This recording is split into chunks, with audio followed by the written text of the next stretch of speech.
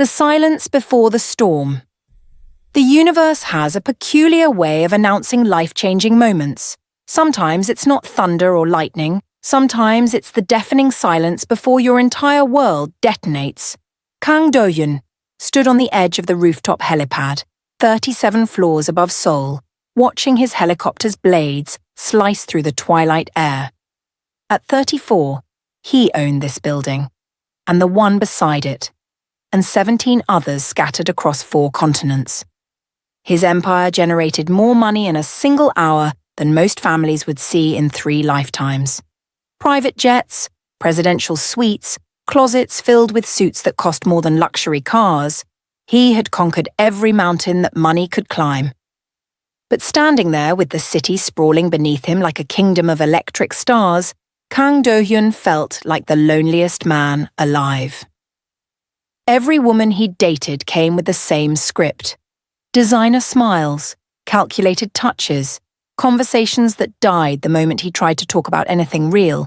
His childhood nightmares, his fear of becoming his grandfather, the crushing weight of inheriting an empire before he'd learned to live. They wanted photographs with him, not memories. They craved his platinum cards, not his beating heart. Tonight's charity gala at the Celestial Grand Hotel was his personal version of purgatory. Another evening drowning in champagne bubbles and hollow conversations, surrounded by people who measured their worth in zeros and commas. He adjusted his diamond cufflinks, gifts from a watch company trying to earn his endorsement, and felt absolutely nothing.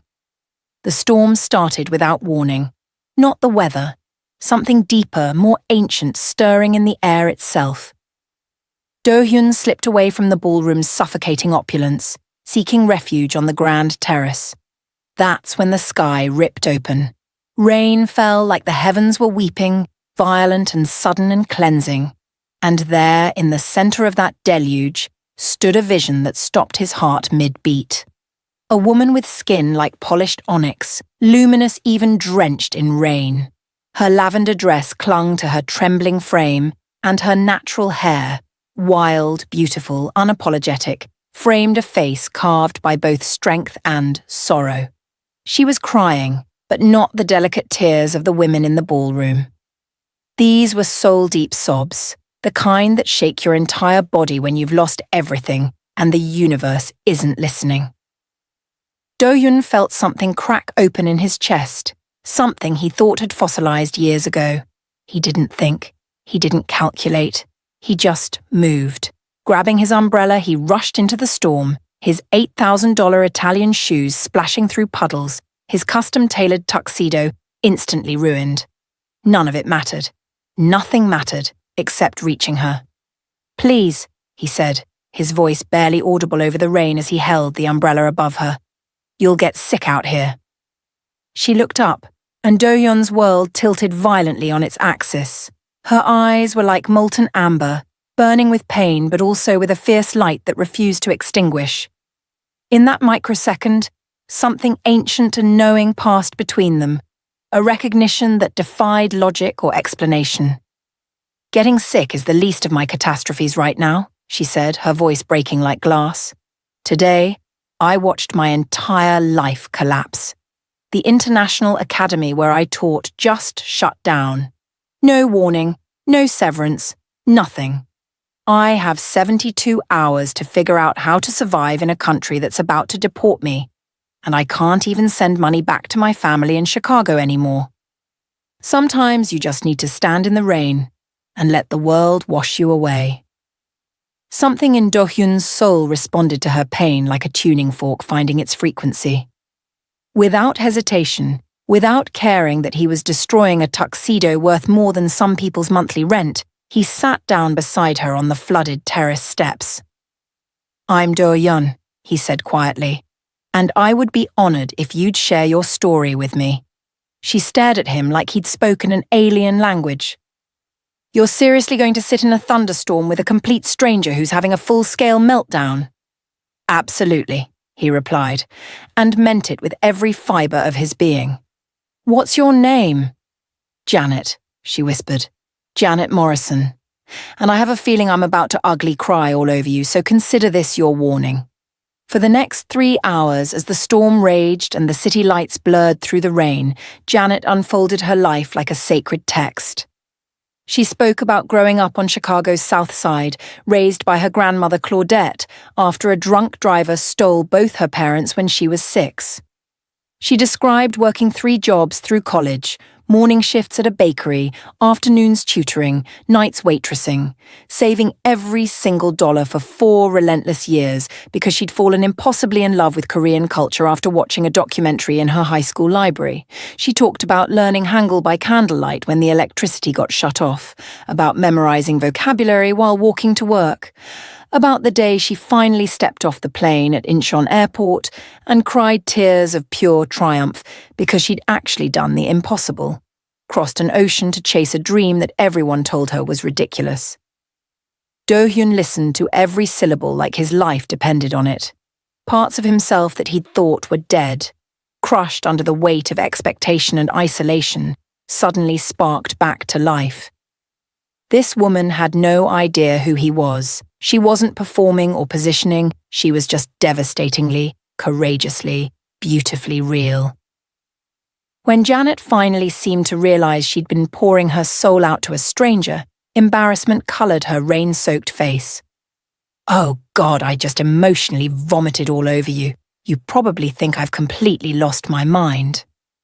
Dohyun smiled, genuinely smiled for the first time in so long he'd forgotten what it felt like.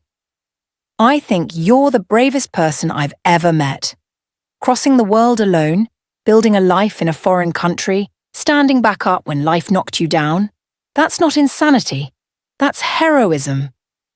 The air between them suddenly felt charged, like the moment before lightning strikes. Their eyes locked, and both felt electricity arc through their bodies. Dangerous, inevitable, transformative. "Would you let me buy you dinner?" Dohyun asked, his heart hammering. "There's a place nearby where we can dry off and continue this conversation. I haven't felt this connected to another human being in longer than I can remember." Janet hesitated, her grandmother's warnings echoing in her mind. But something about this man's gentle intensity made her feel safer than she'd felt in months. "All right," she agreed. "But full disclosure, I haven't eaten since yesterday morning, so I might embarrass us both." Dohyun's laugh was rich and surprised, like he'd rediscovered a language he used to speak. "I'm counting on it." They ended up at Grandmother Kim's place, a hole-in-the-wall restaurant with mismatched furniture and recipes perfected over 43 years. Dohyun ordered absurd quantities of food. Galbi so tender it fell off the bone, japchae with vegetables that tasted like they'd been grown in heaven's garden, sunduba jjigae that could resurrect the dead, pajeon crispy enough to make you weep, and sweet rice cakes that Janet later swore changed her entire relationship with dessert. "This is absolutely absurd," Janet protested, but her eyes were already shining with anticipation. "Then we'll take home whatever survives," Dohyun promised, watching her face transform as she tasted the kimchi. As they ate, they traded pieces of their souls. Dohyun talked about losing his mother to cancer when he was 9, being raised by a grandfather who measured love in stock portfolios and quarterly earnings. He spoke carefully about working in corporate leadership, never mentioning the true scale of his empire. He described the particular torture of being surrounded by hundreds of people while feeling completely invisible. Janet reached across the table and took his hand, her touch sending lightning through his nervous system. "Loneliness in a crowd is a special kind of hell. I know exactly what you mean." They stayed until Grandmother Kim gently informed them she needed to close. "You two have something rare," she said in Korean, her eyes twinkling with knowing. "Don't be foolish enough to let it go."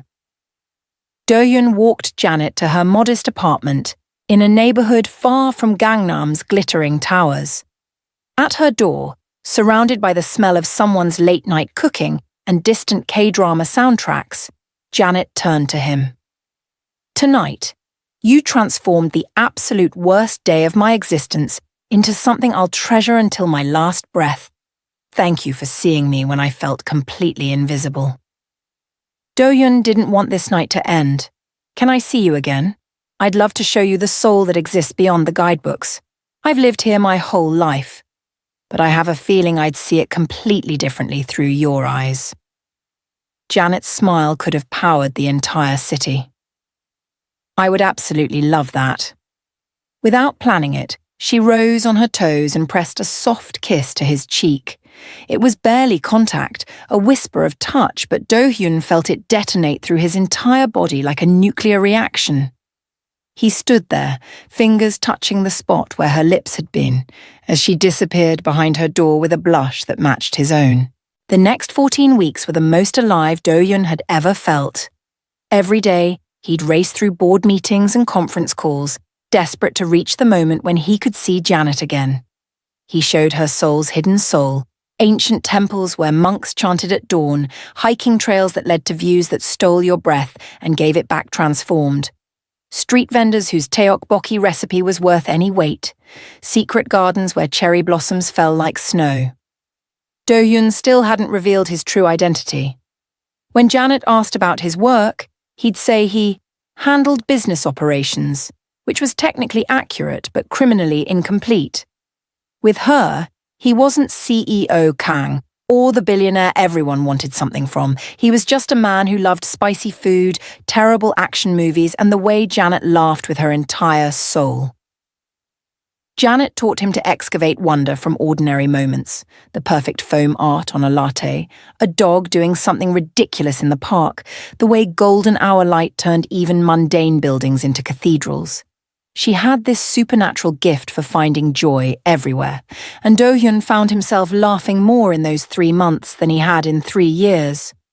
One Saturday, Dohyun arranged for a private rental of Lotte World, telling Janet they'd gotten incredibly lucky with timing.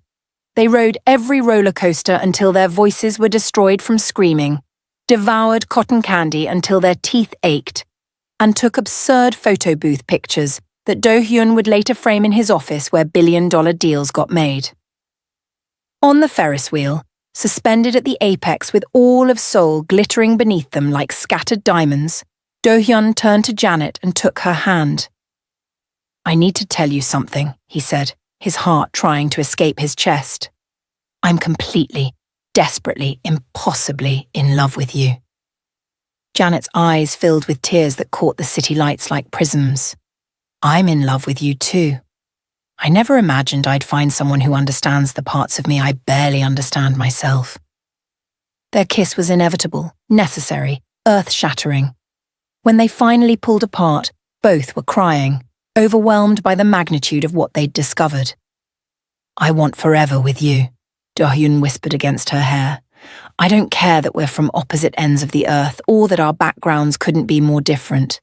You're where I belong now." But Janet was carrying a devastating secret. Her visa would expire in 31 days. She'd applied everywhere. Language schools, international academies, even universities she couldn't afford. But nothing had materialized. Soon immigration would force her back to Chicago, and this beautiful dream would shatter like glass. Every day the secret grew heavier. She wanted to tell Dohyun, but terror kept the words locked in her throat. What if he stopped loving her when he knew she was leaving? What if this perfect thing they'd built turned out to be temporary, all along?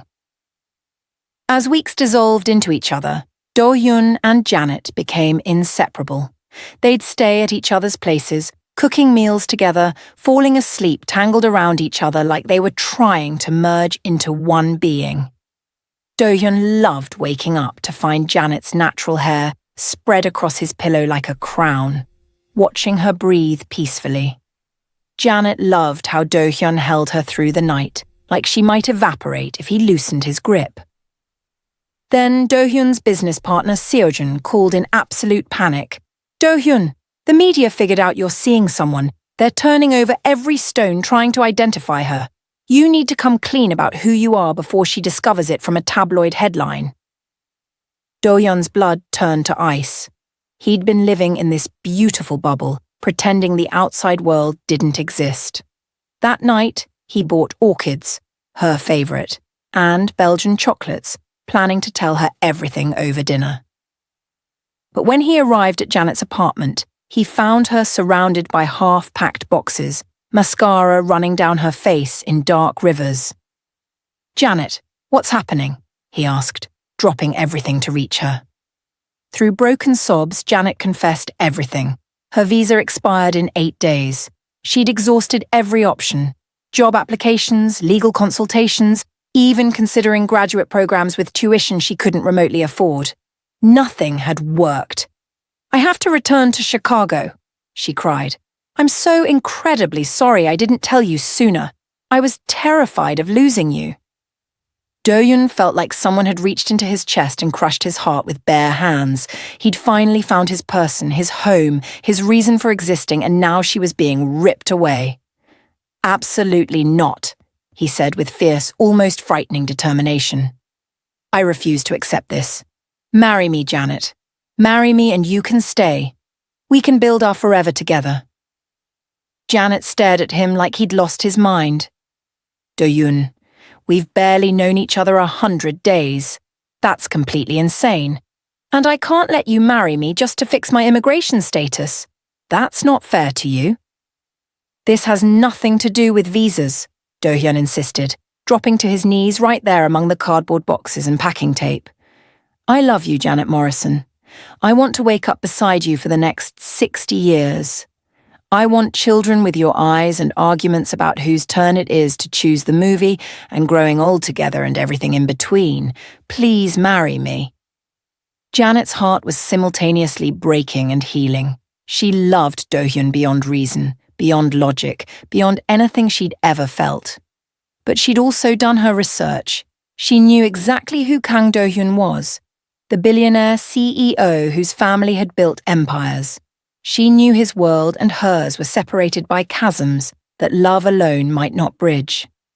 "I can't," Janet whispered, fresh tears falling. "Dohyun, I know the truth. I know about your corporation, your family's dynasty, your wealth.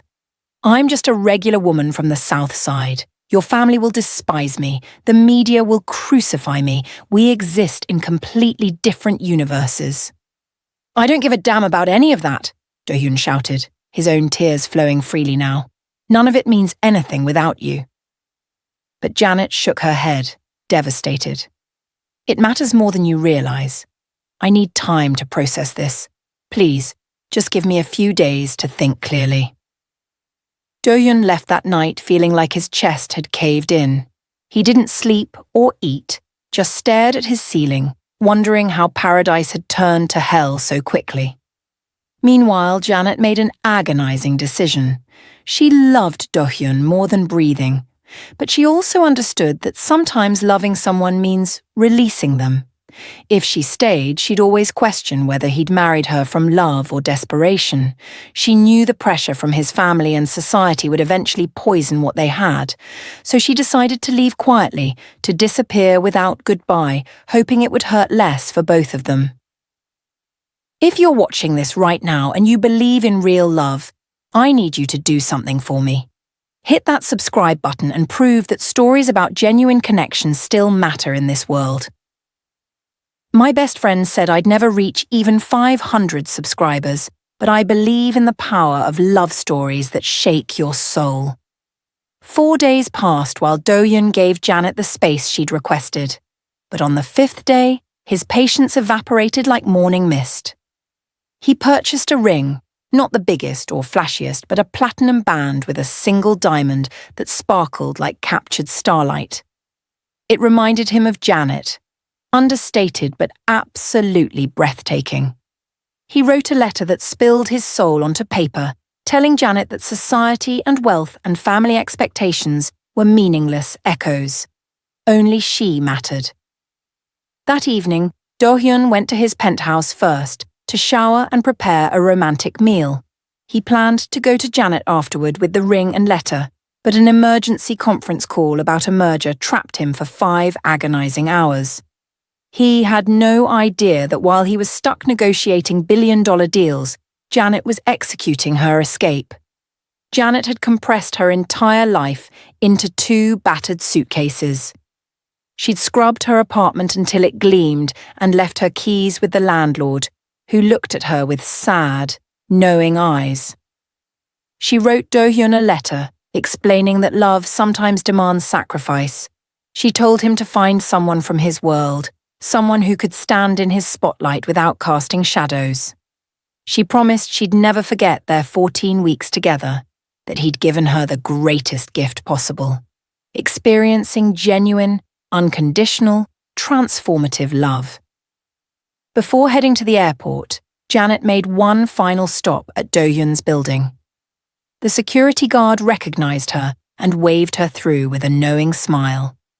She used the spare key Dohyun had given her 7 weeks earlier, wanting to see his space one last time, to memorize every detail before they became nothing but painful memories. Inside, everything smelled like him: his cologne, the mint tea he drank religiously, the lavender detergent he used because his mother used to use the same scent. His coffee cup still sat on the marble counter from that morning, lipstick marks from her kiss still visible on the rim. His favorite throw blanket lay draped over the leather couch where they'd fallen asleep watching terrible movies. Janet's heart disintegrated into atomic particles. She placed her letter on his pillow where he'd certainly see it. Then, acting on pure impulse, she removed the small ruby ring her grandmother Claudette had given her 3 days before dying, the only valuable possession Janet owned. It was a modest ring with a tiny stone, but it represented everything precious in her world, everything her grandmother had taught her about love and sacrifice and courage. She set it beside the letter, wanting Dohyun to have something tangible to remember her by, something real and meaningful, like their love had been. "Goodbye, my love," Janet whispered to the empty penthouse, her voice breaking. "In another universe, in another lifetime, maybe we could have made this work, but in this one, loving you means letting you go." She walked out, caught a taxi, and rode to Incheon Airport, with silent tears streaming down her face, watching Seoul's lights blur past the window. On the plane, Janet pressed her forehead against the window, watching Korea shrink beneath her until it disappeared completely into clouds and distance and heartbreak. Meanwhile, Dohyun finally ended his conference call. He grabbed the ring box and his handwritten letter and drove to Janet's apartment like a man possessed. But the landlord delivered devastating news. "She departed this morning," the elderly man said gently. "Settled all her accounts and returned the keys. Mentioned something about returning to America. I'm sorry, son." Dohyun felt reality fracture around him. This couldn't be happening. Not when he'd finally found the one thing money couldn't buy. He drove home like a man racing against fate itself, praying desperately that Janet had come to find him. When he burst through his door, silence greeted him, the kind of silence that screams louder than any sound. Then he spotted the letter on his pillow, and beside it, a small ruby ring catching moonlight streaming through the floor-to-ceiling windows. With trembling hands that had signed billion-dollar contracts without shaking, Dohyun unfolded the letter and read, "My dearest Dohyun, by the time you find these words, I'll be crossing the Pacific back to Chicago, back to a life that feels impossibly small now that I've known you. Please don't try to locate me or change my mind. This is destroying me, but I know it's necessary. You are extraordinary, generous, kind, loving, and impossibly strong. You deserve someone who can exist in your stratosphere without burning up on entry. Someone your family will celebrate. Someone who won't bring scandal and complications. I'm just a teacher with oversized dreams and undersized means. I would only anchor you down, pull you into depths you don't deserve. These 14 weeks with you were the most alive I've ever felt. You showed me what authentic love looks like. Not the fairy tale version, but the real kind that transforms you at the cellular level. You made me laugh when despair threatened to drown me. You held me when loneliness cut too deep. You saw the real me, every flaw, every insecurity, every broken piece, and loved me anyway. I'll carry you in my heart until my last breath and beyond. This ring belonged to my grandmother Claudette, the woman who raised me and shaped me and taught me what it means to love someone more than you love yourself. It's the only treasure I possess, and I want you to have it. When you look at it, please remember that somewhere in this world lives a woman who loves you beyond language's ability to express. Be happy, Dohyun. Find love again. Live the beautiful life you deserve, and when you think of me, smile instead of crying. That's all I ask. Forever yours, even in absence, Janet. Dohyun collapsed on his bed, clutching the letter and ring, and wept like he'd never wept in his entire life. He cried for Janet, for himself, for the future they'd never build together. He cried until his chest ached and his eyes swelled shut, and he thought he might actually die from the pain of it. Then, slowly, his devastation transformed into something else. Determination. Fire. Rage at himself for being a coward, for hiding his truth from the beginning, for letting Janet leave without fighting with everything he had. Dohyun stood, still gripping Janet's ring like it was the last solid thing in a liquid world. He looked at his own ring, the one he'd chosen for her still nestled in its velvet box. No, he said to his empty penthouse, his voice hoarse but filled with steel. This isn't our ending. I don't care how long it takes or what I have to sacrifice. I will find you, Janet Morrison. I will prove our love is stronger than every obstacle. I will show you that you're not just some woman from Chicago. You're my soulmate, my future, my entire reason for existing. For the first time in days, Dohyun smiled.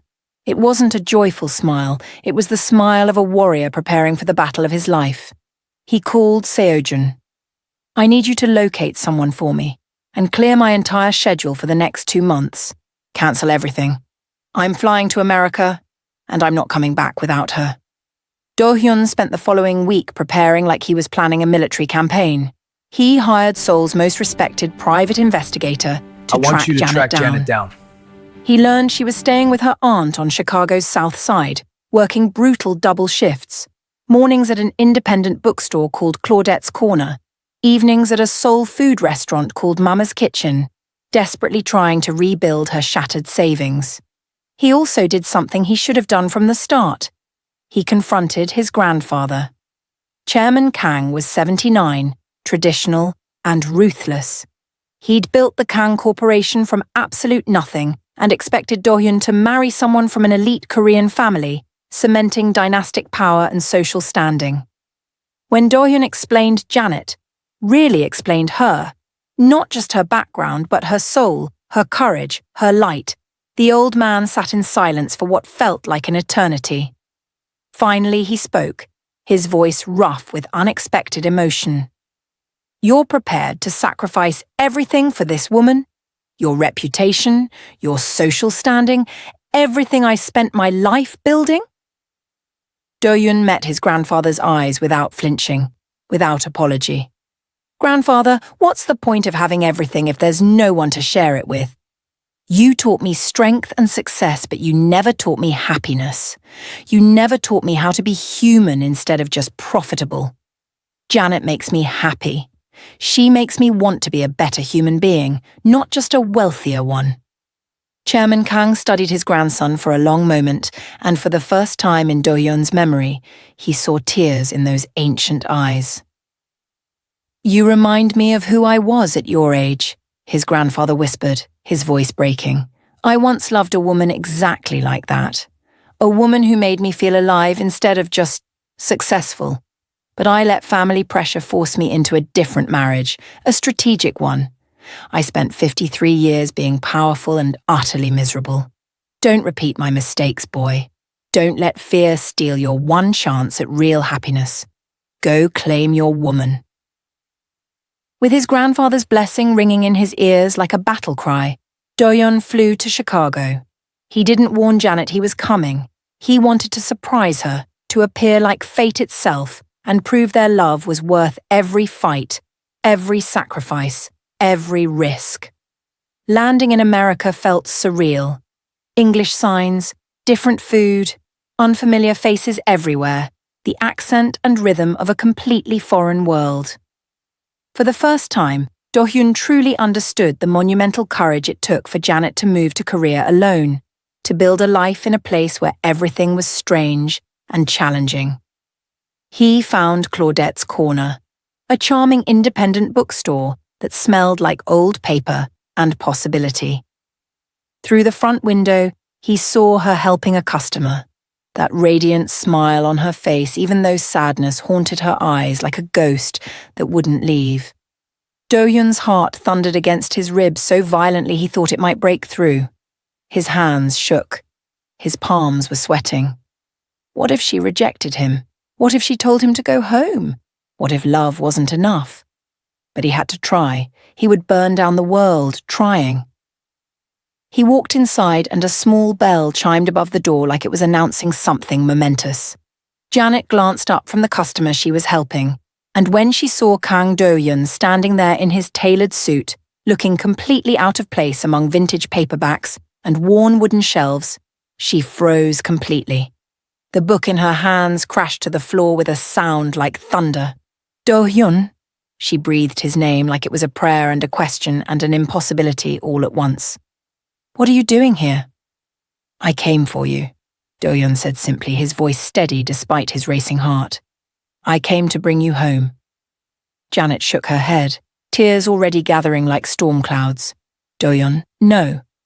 I explained everything in my letter. We can't.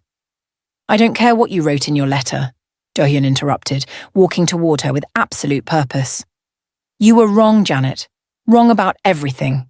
You said you'd hold me back, but you're the only thing that's ever propelled me forward. You said I should find someone from my world, but you are my world. You're the air I breathe and the reason my heart beats. You said our love wasn't strong enough for the obstacles, but I'm standing here, 6,000 miles from home, to prove that it is. The other customers in the bookstore were definitely staring now, phones probably already recording, but Dohyun didn't care even slightly.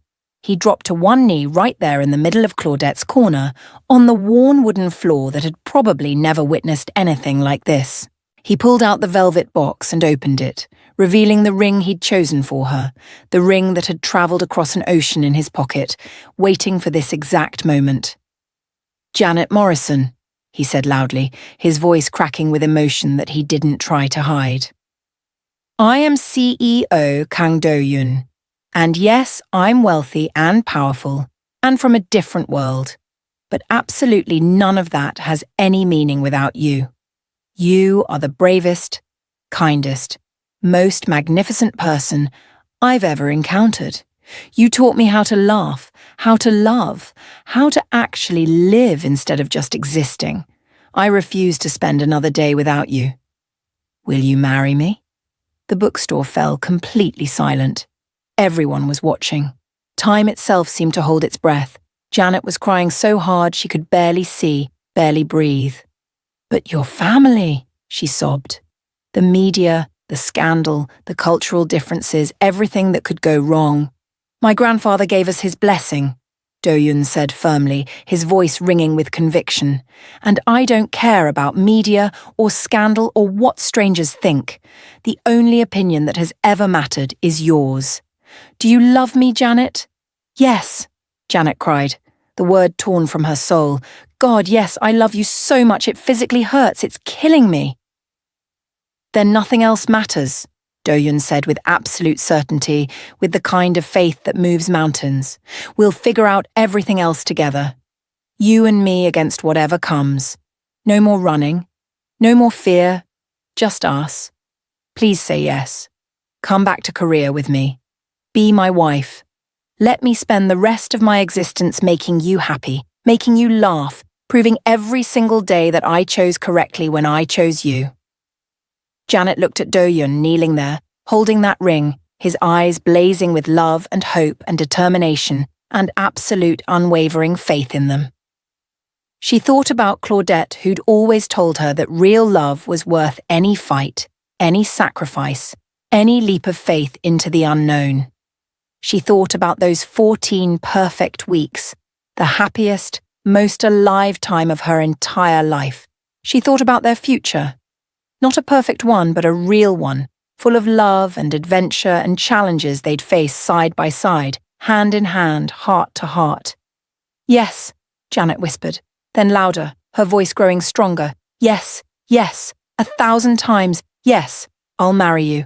I'll marry you and move mountains with you and build our impossible life together."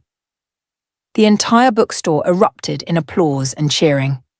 Someone was definitely crying, someone else was recording on their phone, but none of it mattered. Dohyun slid the ring onto Janet's finger with shaking hands, then stood and pulled her into his arms like he was reclaiming something precious that had been stolen. They kissed deeply, passionately, desperately. A kiss that communicated everything words couldn't contain, every fear and hope and promise for their future. When they finally separated, both were laughing and crying simultaneously, their faces wet with tears and rain that wasn't falling but might as well have been. "I have something for you too," Dohyun said, his voice rough with emotion. He pulled out Janet's grandmother's ring from his pocket. He'd had it professionally cleaned and set on a delicate gold chain with tiny diamonds. "I want you to keep this close. It's precious, just like you, just like what we have.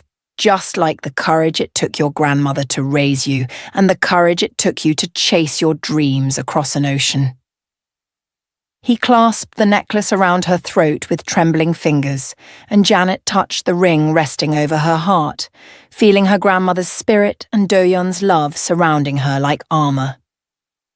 13 weeks later, they held 2 wedding ceremonies, one in Seoul with Dohyun's family and business connections, a grand affair with 500 guests and media coverage that made international headlines, and one in Chicago with Janet's family and friends, an intimate celebration filled with soul food, gospel music, and the kind of joy that comes from witnessing 2 people choose each other against all odds.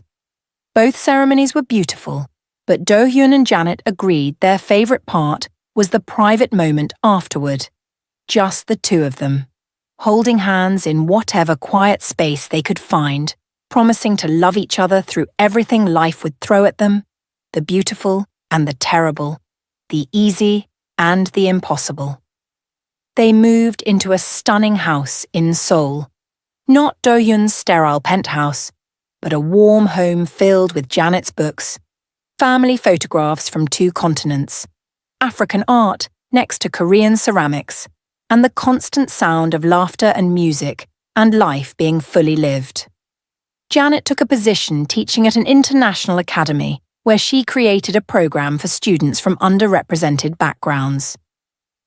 Dohyun started leaving work early to spend evenings with his wife, discovering that the best meetings were the ones that happened over dinner at their kitchen table. Weekends were for cooking together, experimenting with fusion recipes that combined soul food with Korean ingredients, watching movies, planning adventures, and learning each other's languages, both linguistic and emotional. 27 months later, they welcomed their first child, a gorgeous daughter with Janet's amber eyes and Dohyun's smile, skin the perfect blend of both their heritages. They named her Claudette, honoring the grandmother who'd taught them both what it meant to love fearlessly. As Dohyun held his tiny daughter in the hospital room, while Janet slept peacefully, exhausted but radiant, he thought about that thunderstorm night when he'd found a crying woman on a terrace. He thought about how one moment of genuine kindness, one decision to sit in the rain with a stranger, had transformed his entire existence. "Thank you," he whispered to Janet, even though she couldn't hear him, his voice thick with emotion. "Thank you for running away, for forcing me to fight for us, for choosing me even when it was terrifying. Thank you for teaching me that life's greatest treasures aren't things you can buy or own or control. Thank you for being my home, my heart, my reason for everything." As sunrise painted Seoul in shades of gold and pink and promise, Dohyun understood with perfect clarity that this was just the beginning of their forever. There would be challenges ahead, cultural misunderstandings to navigate, prejudices to overcome, difficult conversations and hard days, and moments when love would have to be a choice instead of a feeling. but they'd face everything together, hand in hand, heart to heart. Two people who'd learned that the best love stories aren't about perfection. They're about commitment. Two people from opposite sides of the world who found their home in each other, who proved that love isn't about being from the same place or the same background or the same world. It's about choosing each other every single day through every storm until the very end. Because that's what genuine love is, not a fairy tale without problems, but a choice to keep choosing each other every single day, regardless of what comes. A promise to weather every storm together, to celebrate every victory together, to build a life that honors both your histories while creating something entirely new. And Dohyun and Janet chose each other forever. Did this story move you? If you believe in love that crosses oceans and refuses to die, do me one favor. Subscribe to Afro Korean Stories, hit the bell, and stay with us. Share this with someone who needs a reminder that real love is worth the risk. Comment below. Would you chase love across continents like Dohyun did? Drop a heart if you're rooting for Janet and Dohyun. Because the greatest love stories aren't about perfection. They're about choosing each other every single day. Keep believing in love. Keep choosing it.